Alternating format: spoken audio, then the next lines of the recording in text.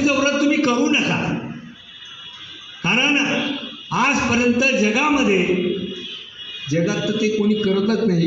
भारतामध्ये वैभवलक्ष्मीचं व्रत करून एकाही कुटुंबाचं वैभव वाढलेलं नाही. उलट पक्षी ज्यानं हे सुरू केलं आणि त्याच्यामध्ये लिहिलेलं आहे की बा प्रत्येक महिना 5 पुस्तकं समोरच्याला द्यायचे आहे.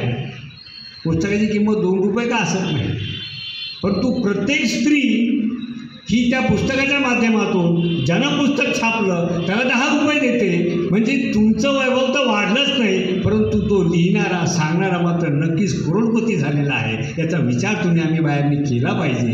हे जेव्हा मी सांगितलं की कॅसेट जेव्हा ते मोबाईलमधलं जेव्हा माझ्या घरी आलं, माझी बायको माझ्यावरच चिडली.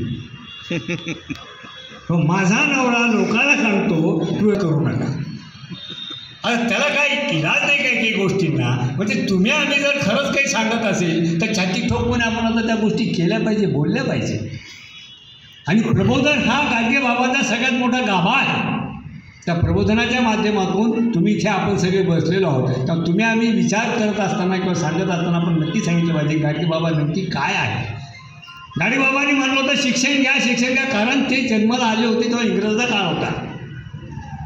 इंग्रजाच्या राज्यामध्ये इंग्रजाच्या काळामध्ये तुमच्या अंतर असं सांगितलं गेलं होतं शिक्षण माणसाने घ्यायचं नाही, शिक्षणाचा अधिकार तुम्हाला नाही. ही जेव्हा कल्पना त्यावेळी सुचवली होती तेव्हा गाडगे बाबाला हे माहिती होती की शिक्षण घेतलं म्हणजे काय होतं. आजही आपण बोलतो शिक्षण म्हणजे तिसरा डोळा. त्या तिसरा डोळा उघडला की सगळं दिसतं. महात्मा फुलेंनी हे सांगितलं होतं शिक्षण म्हणजे सत्य आणि असत्याचं ज्ञान.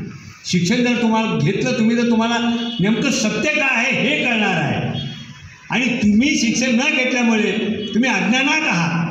तुमचं अज्ञान जर खरोखर दूर करायचं असेल तर तुम्हाला शिक्षण किती महत्त्वाचं आहे म्हणून स्वतःच्या खायचं ताट विका, परंतु आपल्या लेकराबाळांना तुम्ही शिकवा. हे अंगठे बहादर असणारा माणूस ज्याला समजलं होतं की अरे बाबा शिक्षण किती महत्त्वाचं आहे.